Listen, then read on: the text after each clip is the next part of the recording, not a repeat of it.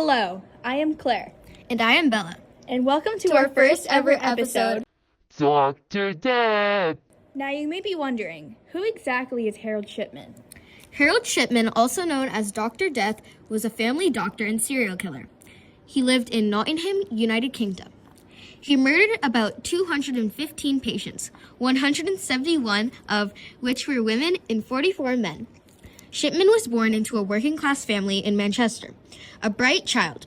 He became interested in medicine as he watched his mother receive morphine injections to ease the pain she suffered while dying of lung cancer.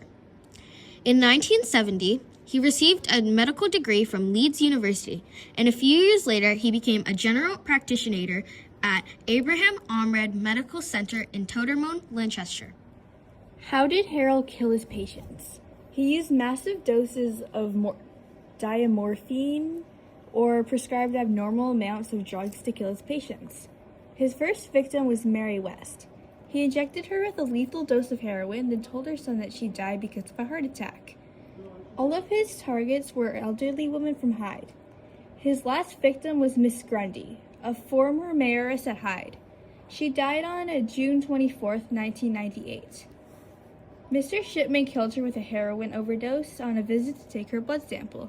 He has also been found guilty of forging her will and 2 letters to secure her €386,000 estate, as well as altering his medical records to suggest that the widow was addicted to morphine. After forging the will, Mrs. Grundy's daughter, Angela Woodruff, became suspicious after her fellow solicitor, Brian Burgess, told her about the will that her mom had supposedly made with doubts about its authenticity. She went to the police, who began an investigation. Grundy's body was exhumed and found to contain traces of heroin, often used for pain control in terminal cancer patients.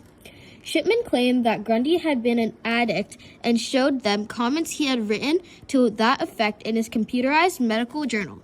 However, police examination of his computer showed that the entries were written after her death. Shipman is serving life in Franklin Prison, Durham, after being found guilty. He has refused to cooperate with any of the inquiry.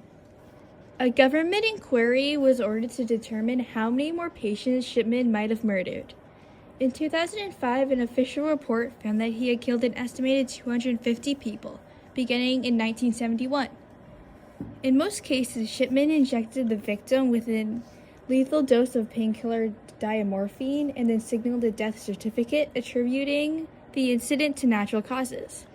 His motives were unclear. Some speculated that Shipman may have been seeking to avenge the death of his mother, while others suggested that he thought he was practicing euthanasia, removing from the population older people who may otherwise have become a burden to the healthcare system.